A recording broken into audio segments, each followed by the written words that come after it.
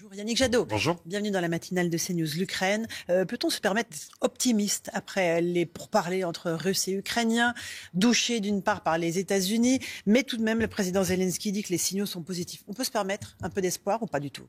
Il faut espérer que cette négociation est le début d'un processus qui va amener au cessez-le-feu et au retrait des chars russes.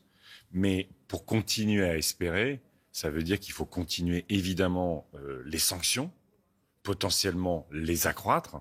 Et on sait les difficultés potentiellement militaires. Derrière, il peut y avoir des stratégies pour se réarmer de la part de Vladimir Poutine. Mais il faut continuer sur les sanctions. Et puis, continuer à livrer des armes? Continuer à soutenir la résistance ukrainienne, bien sûr. Parce que s'il y a un début de négociation, peut-être perspective d'un cessez-le-feu, c'est parce que la résistance ukrainienne est héroïque. Parce que sinon, vous savez, tous ceux qui défendaient de ne pas soutenir et qui continuent de défendre, de ne pas soutenir les Ukrainiens, ça voulait dire qu'au fond, l'Ukraine aurait déjà malheureusement capitulé et que les atrocités ne se seraient pas arrêtées. Mais ça veut dire aussi, je l'ai dit, maintenir les sanctions. Et maintenir les sanctions aujourd'hui, c'est potentiellement aussi faire cet embargo sur le gaz et le pétrole russe. Vous savez que ça fait maintenant 30-35 jours que la guerre a commencé. C'est 20, 22, 23 milliards d'euros que les Européens ont donné à Vladimir Poutine, permettant de financer ces atrocités. Et donc, il faut aussi se donner les moyens de continuer à mettre la pression sur Poutine. Le patron de Total a dit « Je ne sais pas comment faire sans le gaz russe. Je ne sais pas où en trouver du gaz russe. Quelle est la solution ?» Vous l'avez traité d'ailleurs de criminel de guerre. Non. J'ai dit que Total était complice de crimes de guerre. Au regard de la Cour pénale internationale, à partir du moment où vous connaissez les faits, on sait les atrocités des crimes de guerre perpétrés en Ukraine. Total travaille avec des groupes et des oligarques qui sont au plus près de Vladimir Poutine. Certains sont sous sanctions internationales. Donc c'est pour ça que moi je demande que Total, comme BP, comme Shell, comme ExxonMobil, comme toutes les grandes multinationales du pétrole, se retirent de Russie pour ne pas participer, ne pas contribuer à l'effort de guerre et aux atrocités. Mais la responsabilité, c'est Emmanuel Macron. Ce sont bien les gouvernements européens qui doivent prendre les bonnes décisions. Emmanuel Macron, vous le savez, a soutenu l'installation de Total en Russie. Il a le pouvoir de retirer Total de Russie pour ne pas participer aux exactions, au fait que des femmes et des hommes aujourd'hui sont dans des abris, sous les bombes, sur les routes de l'Exode ou en train de défendre leur patrie et leur liberté. Et pourquoi alors Total et pas Auchan, Decathlon, Leroy Merlin qui sont aussi présents? Vous voyez que certains sont en train de bouger, notamment du côté de Decathlon. Tout simplement parce qu'il n'y a plus d'approvisionnement. Il n'y a pas de philanthropie là-dedans, monsieur Jadot. Mais vous avez parfaitement raison. Vous savez, la France est un des pays où le plus de groupes économiques restent en Russie. Mais je distingue ce qui est de l'alimentaire et ce qui est du gaz et du pétrole, qui est vraiment le carburant de la guerre en Ukraine. Et quand j'entends effectivement, au fond, le président de la République reprendre les arguments de M. Pouyanné, PDG de Total, dont les bénéfices du groupe ont été de 14 milliards l'année dernière, sur le dos des automobilistes, sur le dos du climat et maintenant sur le dos des Ukrainiennes et des Ukrainiens, je suis très inquiet et c'est ce que je dénonce depuis quelques jours, vous le savez.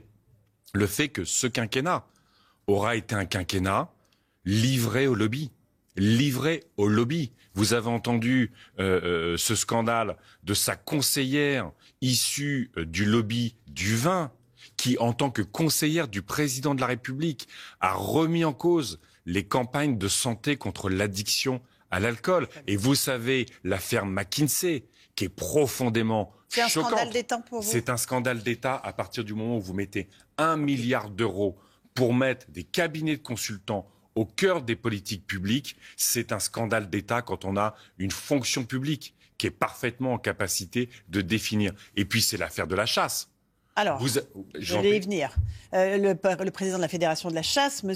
Willy Schren, a dit qu'il voterait pour Emmanuel Macron. On n'a pas appelé les chasseurs à voter pour lui, mais a dit que c'était le seul, au fond, qui n'était pas anti-chasse. C'est quand même incroyable. Vous avez une interview du patron de la Fédération de chasse, ce matin dans le journal, qui dit « Voilà ce que le président de la République va annoncer en faveur de la chasse ». Et voilà pourquoi c'est-à-dire qu'il annonce les mesures du candidat. C'est-à-dire qu'on n'est même plus dans un faux semblant où le président fait lui-même ses annonces. On sait que depuis 5 ans, il n'a cessé d'autoriser des chasses qui ont été immédiatement interdites par les tribunaux parce que ce sont des espèces protégées. Il a toujours soutenu les chasses cruelles comme la chasse à courre. Et vous avez un patron de fédération qui, au fond, considère qu'il peut parler à la place du président de la République. Eh bien, je peux vous dire que l'une des principales lois que nous ferons, si les Français le décident, si nous gouvernons, ce sera une loi de séparation des lobbies et de l'État. Ça suffit, les politiques publiques dictées par des lobbies qui évidemment protègent leurs intérêts privés aux dépens de l'intérêt général, aux dépens des Français. Il y en a ras-le-bol de ça. J'aimerais revenir à la question énergétique parce qu'elle est centrale. On parlait du pétrole et du gaz. Il y a un impact évidemment aujourd'hui sur les prix de l'essence, mais les prix de l'énergie. Comment vous faites pour que l'hiver prochain, nous n'ayons pas des coupures d'électricité, qu'on puisse se chauffer, qu'on puisse vivre à peu près normalement dans notre pays? Vous avez raison. La question du pouvoir d'achat. Moi, ce que je propose, c'est immédiatement 400 € aux 6 millions de familles qui bénéficient déjà du chèque énergie, et puis 100 € aux 15 millions de familles des classes moyennes. 2, évidemment, il faut qu'il y ait un acheteur unique de gaz en Europe. Il faut qu'on fasse comme avec les vaccins, c'est-à-dire qu'il n'y ait pas de compétition entre les pays, mais qu'on achète du gaz au meilleur prix, dans les meilleures conditions. Et à n'importe quel pays? Aujourd'hui, si vous voulez, l'idée c'est de s'approvisionner pour remplacer le gaz russe. Et vous savez que je soutiens l'embargo. Troisièmement, mais où vers quel pays on se tourne pour acheter du gaz? Écoutez, on prend le gaz liquéfié américain? Nous, par exemple, historiquement, on est moins dépendant du gaz russe parce qu'on dépend du gaz algérien. Il y a toute une partie de l'Europe qui dépend du gaz norvégien. Donc on peut vérifier avec ces pays le type de gaz auquel on peut avoir accès. Et puis surtout, il faut enfin qu'on attaque les problèmes de front. Pourquoi est-ce que les Français sont percutés par l'explosion des factures d'électricité, de transport? Parce qu'il n'y a eu aucun investissement, par exemple, dans l'isolation des bâtiments publics, comme dans l'isolation des logements. Il y a prime rénov'. Oui, mais la prime rénov', on en a fait 800 000 cette année. On n'a sorti que 2500 logements, 2500 sur 800 000, des passoires énergétiques. C'est une gabegie, un gaspillage incroyable. Et donc, le plan des écologistes, c'est d'anticiper les crises. Nous, on veut mettre 10 milliards sur l'isolation des logements. Et ce sera pris en charge totalement pour les familles qui souffrent de précarité énergétique aujourd'hui. 12 millions de Français souffrent de précarité, qui n'arrivent pas à se chauffer. Vous savez, quand vous êtes dans une entreprise ou dans un service public, que vous avez votre ticket de transport collectif, il est à moitié remboursé par l'entreprise. Et il y a optionnellement ce qu'on appelle le forfait mobilité durable pour le vélo et le covoiturage. Moi, je veux que le covoiturage soit pris en charge par les entreprises jusqu'à 1 000 € de carburant par an. Donc l'écologie, c'est l'allié du pouvoir d'achat parce que immédiatement on va aider les familles, mais surtout qu'on va structurellement faire en sorte que les Français ne soient plus percutés par les hausses de prix parce que justement, ils seront plus confortables dans leur maison, moins froid l'hiver, moins chaud l'été.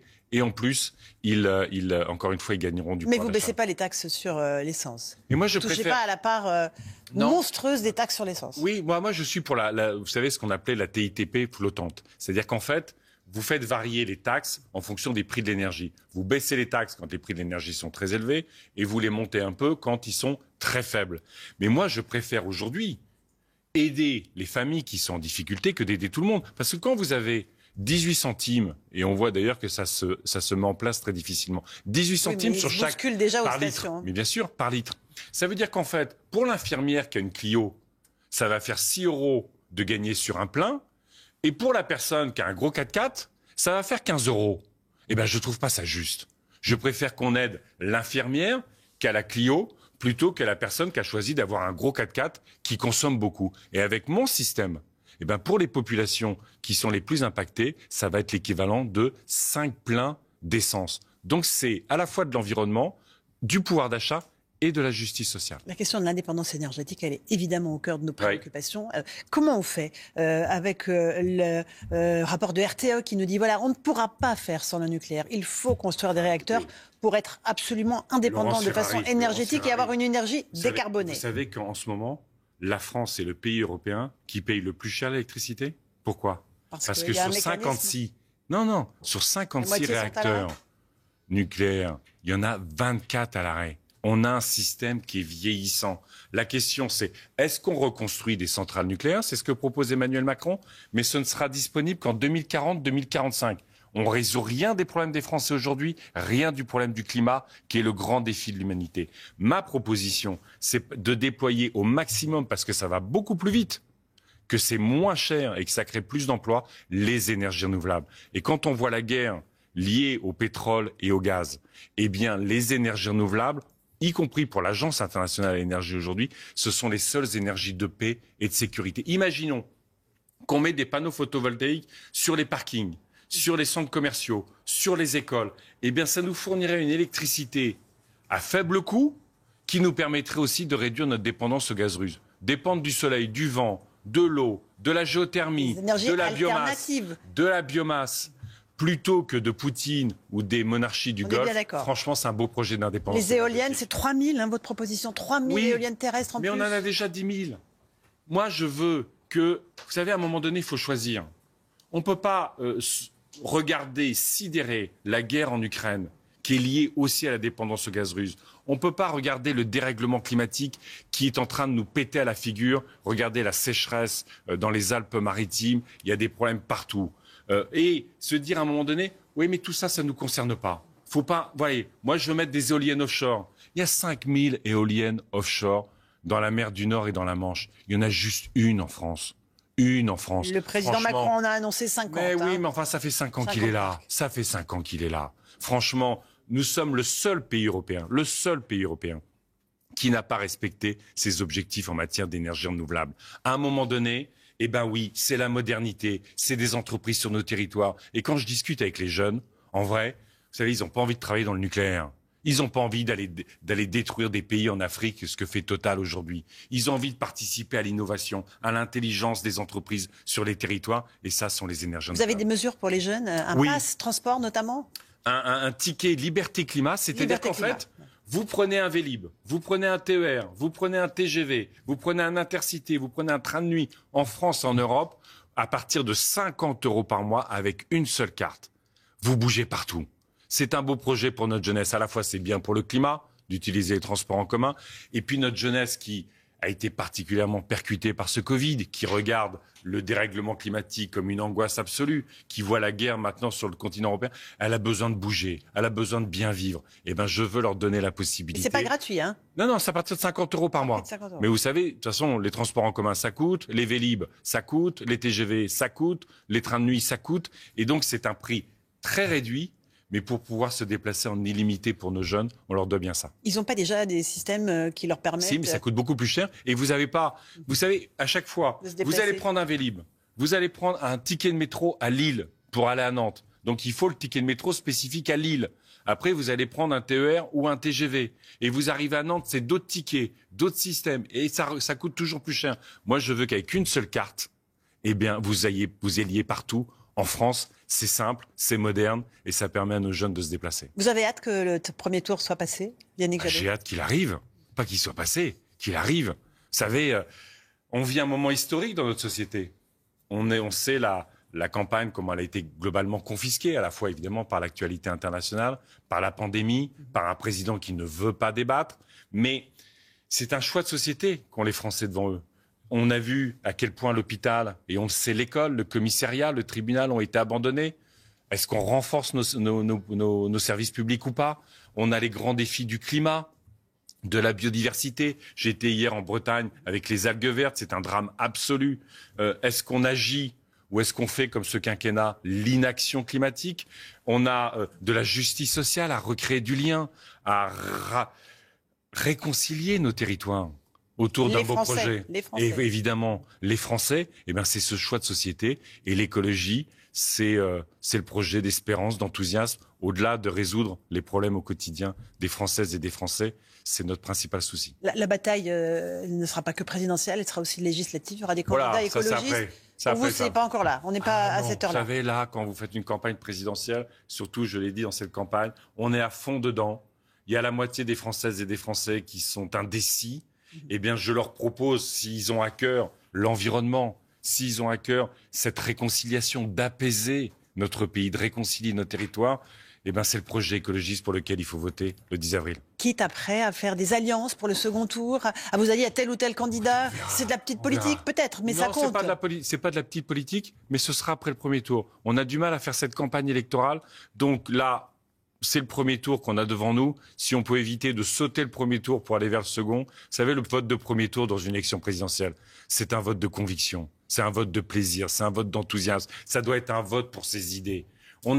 Notre société est trop tendue, elle est trop divisée pour encore voter par défaut, pour voter pour la candidate ou le candidat, au fond, avec lequel ou avec laquelle on n'est pas d'accord. Il faut faire un vote, encore une fois, un choix positif. Il faut voter pour au premier tour. Merci Yannick Jadot d'être venu ce matin dans la matinale de CNews. À vous, Romain Desarmes, pour la suite.